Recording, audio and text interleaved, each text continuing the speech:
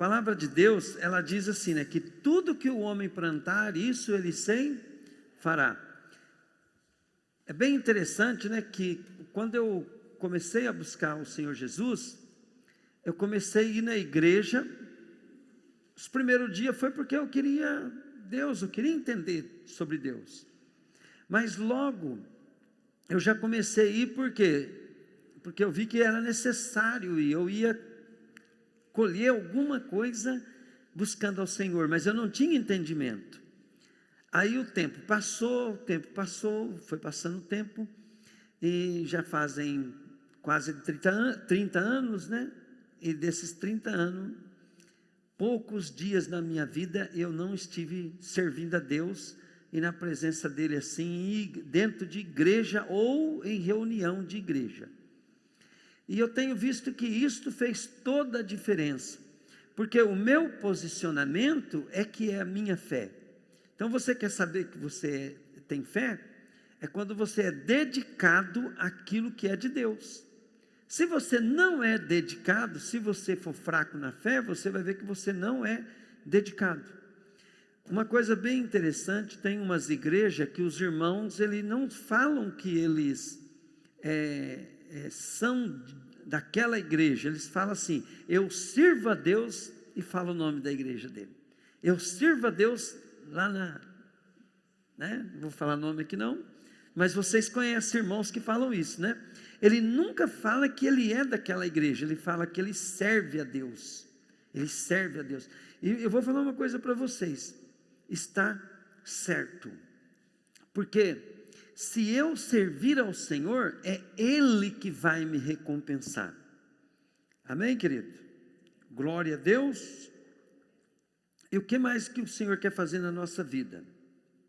O Senhor, a primeira coisa que Ele quer fazer, Ele quer nos transformar em servos. E por que Ele quer transformar nós em servos, né? Porque um filho que serve a Deus, né, ele já não é aquele filho que fica pedinte, mendigando, né? É aquela pessoa que conquista. Ele conquista as bênçãos de Deus e ele ajuda as pessoas. Por isso que o Senhor quer que nós sejamos servo dele. Nós somos filhos, mas um filho pequeno, uma criança pequena, ela só quer receber. E quando nós tomamos uma posição para não faltar no culto, vir na igreja, buscar Jesus, também com responsabilidade, sermos cheios do Espírito Santo para estarmos sempre prontos para servir a Deus. Isso vai fazer com que nós possamos estar plantando no reino de Deus, né? Com as nossas ações, atitude de servo. E o nosso Deus, né? O que Ele promete para aquele que serve a Ele? Ele promete recompensar. Toda obediência a Deus, ela tem promessas. E essas promessas, elas estão incluídas, né? Todas as nossas necessidades. Por exemplo, você quer prosperar financeiramente? Sirva a Deus de todo o coração. Seja fiel a Ele. E como é que você vai também ser fiel a Ele de maneira correta? Aprendendo na palavra. Vou dar um exemplo, né, de finança. Você vai buscar ao Senhor Deus e você descobre, né, que obedecendo a Ele em algumas regras, Ele vai abrir a janela do céu, Ele vai te abençoar, Ele vai multiplicar as suas finanças.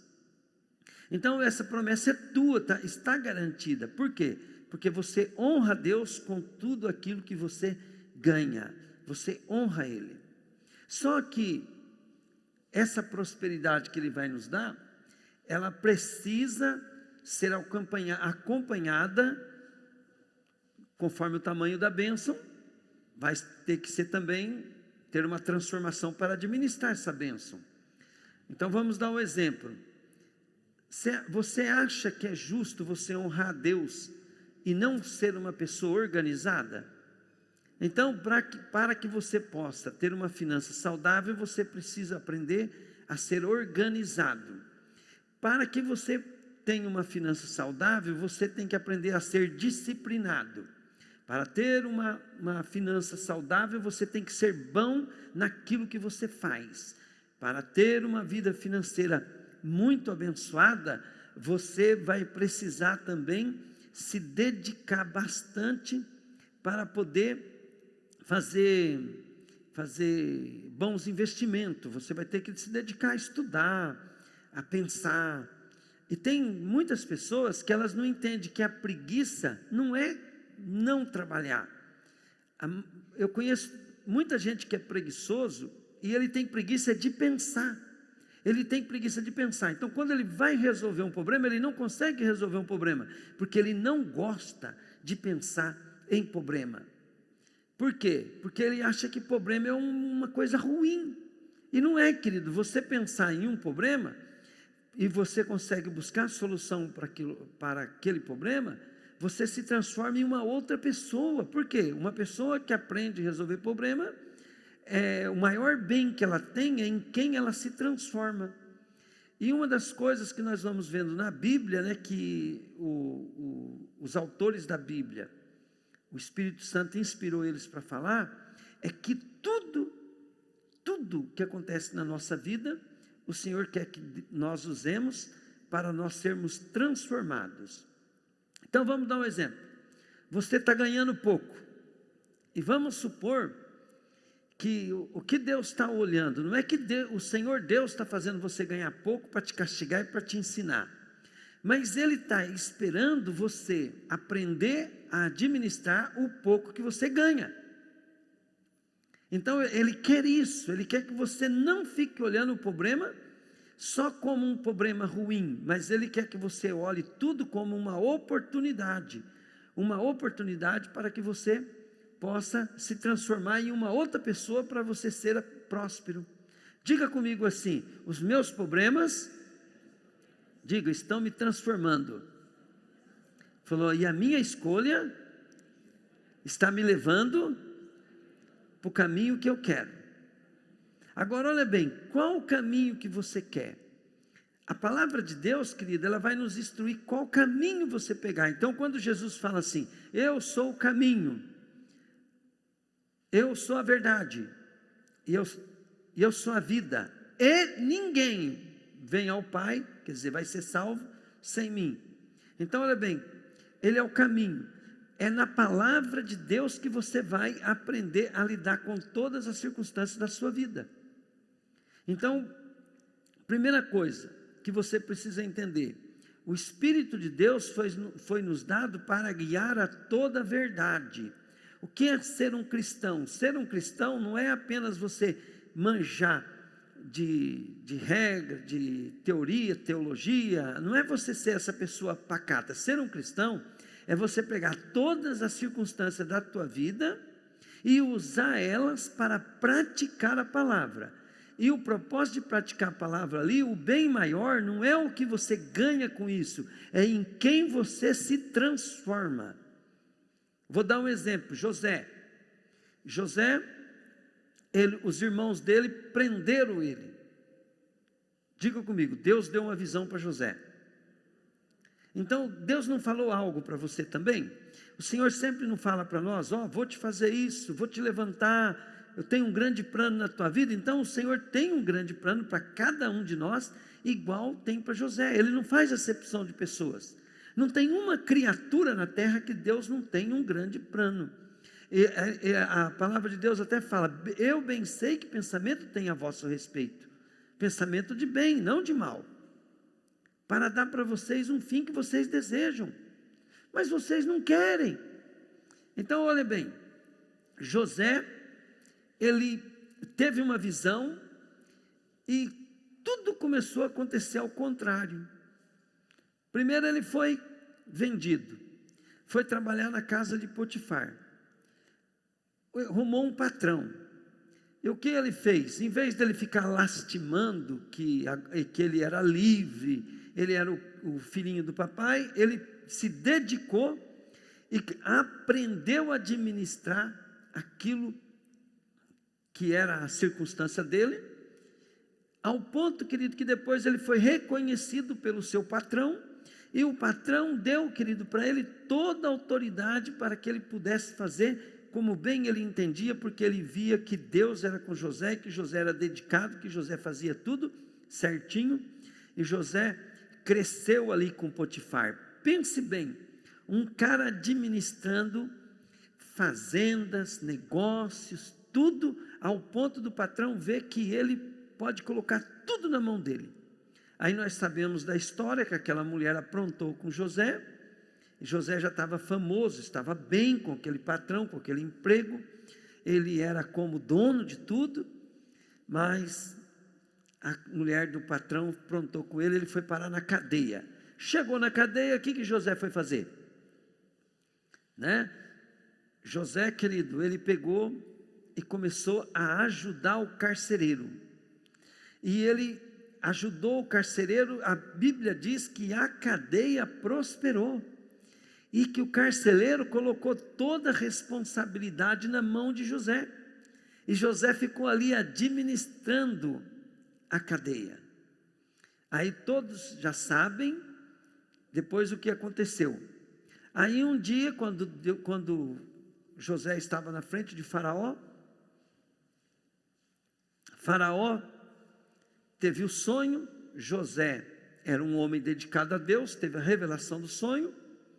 E depois o Faraó perguntou assim: mas aonde que eu vou achar esse homem que vai poder administrar o meu país para guardar o 20% do mantimento? Porque aonde eu vou achar um homem com sabedoria de Deus, né? Certamente José deu o conselho para ele, né? Porque José era o único homem que estava preparado. Por quê?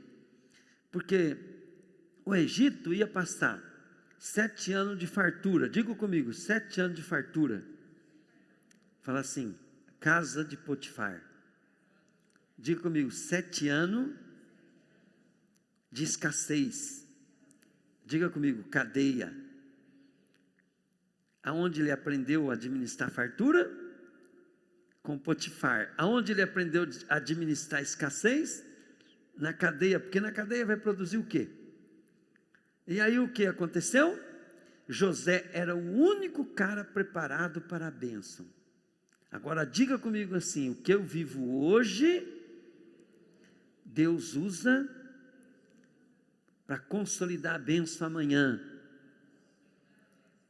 Assim, querida, acontece na nossa vida. Vou dar um exemplo para vocês. Quando eu me converti, então eu tive problema com família. Os meus problemas com meus filhos foram tão difíceis que eu não resolvi nenhum, mas eu passei por aquela crise, eu venci. Entende? E os meus filhos, está tudo bem, está tudo dando certo. Outra coisa, eu tive problema financeiro várias vezes. Eu tive problema de depressão. Eu tive problema, querido, de perseguição. Já invadiram a minha casa, quebraram a porta do quarto, quiseram me matar várias vezes.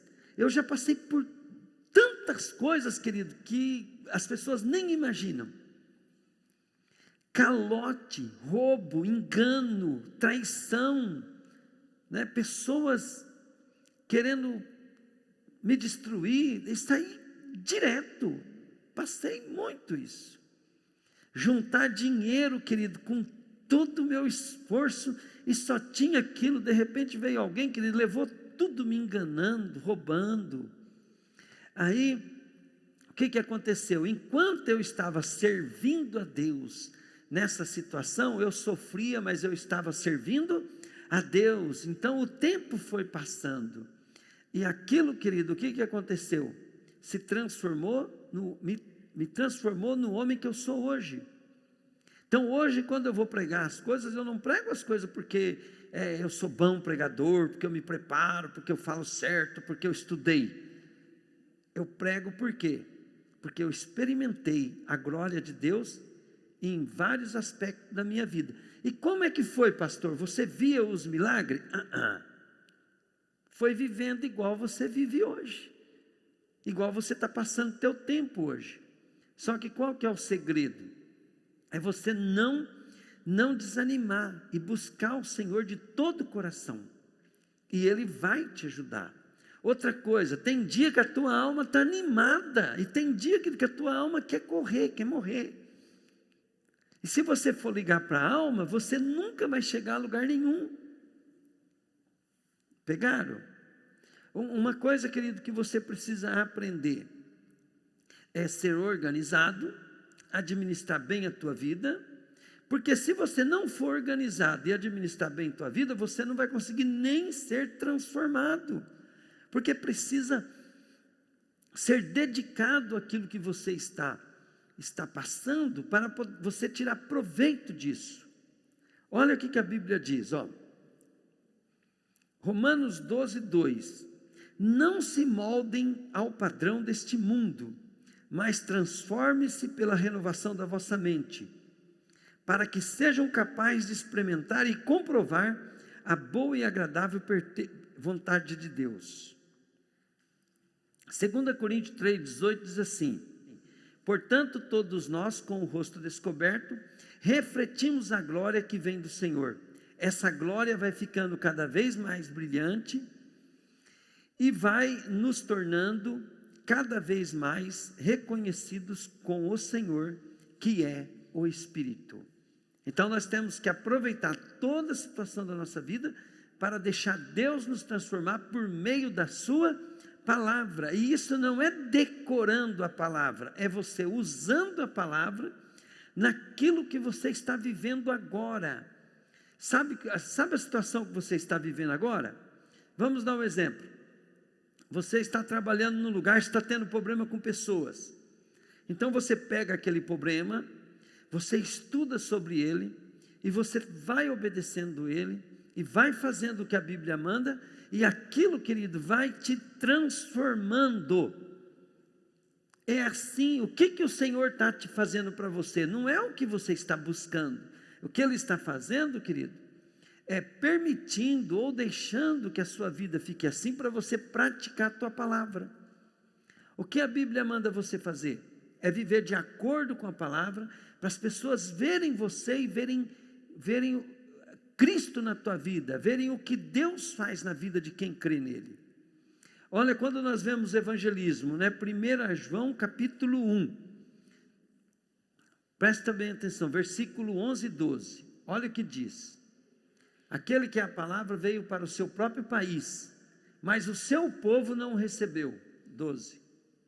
Porém, alguns creram nele e o receberam, e a este ele deu o direito de se tornarem filhos de Deus. Diga comigo: se tornar filho de Deus.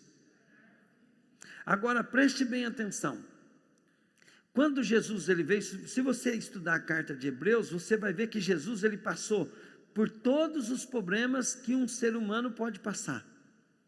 Ele experimentou todas as nossas lutas e dores. Por quê? Porque para que ele pudesse ser um representante nosso, ele teve que vir em carne e em osso e viver os nossos problemas, para ser o nosso representante diante de Deus. Aí ele não é só um representante que se compadece de nós, ele é alguém que experimentou o que nós experimentamos. Então não era escolhido um sacerdote qualquer, o sacerdote ele tinha que ter experiência, ele tinha que ter passado por aquilo que ele ia fazer para ajudar o povo. Vamos dar um exemplo. Uma irmã aqui da igreja chegou em mim e falou assim: pastor, eu estou passando os problemas lá, ela é uma moça nova ainda, né? Estou passando os problemas lá no meu trabalho, está difícil lidar com as pessoas lá, mas eu estou obedecendo, eu estou fazendo o que o Senhor ensina, eu estou fazendo o que a Bíblia diz. Então o que ela está pegando, em vez dela olhar o problema e falar assim: lá não dá para trabalhar, é difícil trabalhar naquele lugar, ela está pegando o problema e obedecendo a palavra, e aquilo está fazendo dela se tornar uma mulher diferente, uma mulher que faz a diferença. Agora, o que eu vejo em muitos crentes, ele tem um problema e ele fica vindo na igreja: oh pastor, o senhor sabe, minha vida está difícil, o senhor não sabe o que eu estou passando. Então o que acontece? Ele não vem para saber a palavra, para poder aplicar a palavra naquele problema dele, vem para reclamar, vem para buscar ajuda. Ele quer que Deus faça uma mágica e livre ele do problema. Não é assim que vai acontecer. O Senhor quer que você busque na palavra, pegue o seu problema, busque na palavra, pratique a palavra, ore, e o Senhor vai te transformar em uma nova pessoa. Glória a Deus. Amém? Você entendeu isso?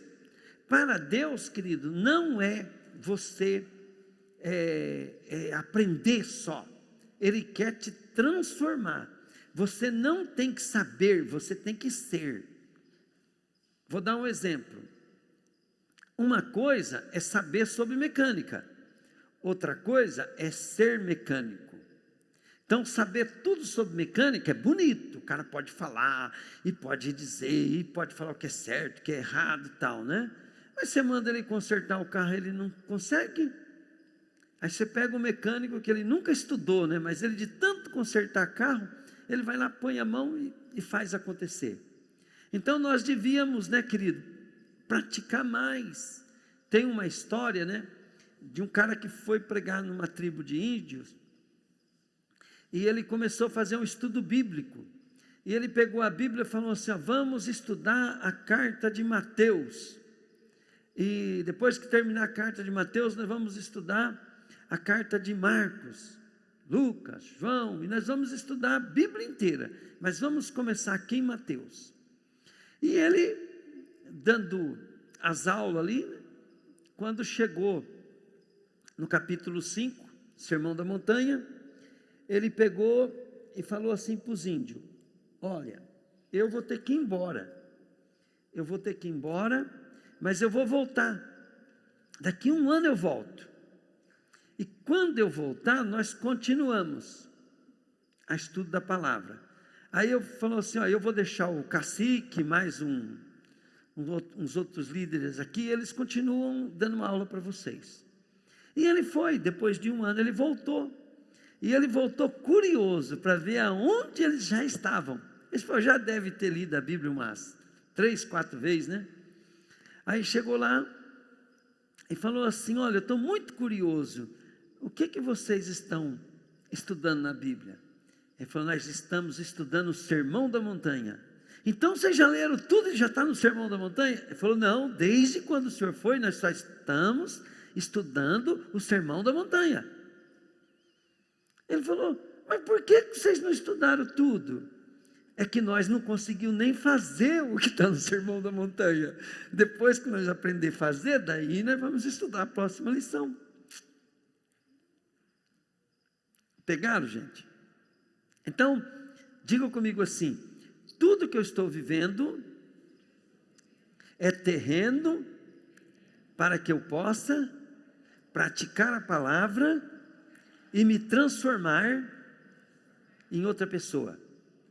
É a palavra que vai transformar nós. E aonde a palavra vai operar? Naquilo que você está vivendo. E você vai acertando e vai errando, vai acertando, vai errando.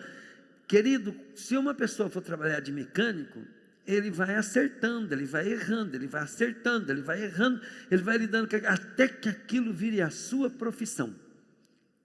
E sabe o que Deus quer? Que você pegue os seus problemas, você vai lidando com ele e vai aprendendo a palavra, vai acertando, vai lidando, vai acertando, vai lidando, vai acertando, daqui a pouco se tornou o teu ministério. É isso aí. Diga comigo assim, eu estou muito abençoado.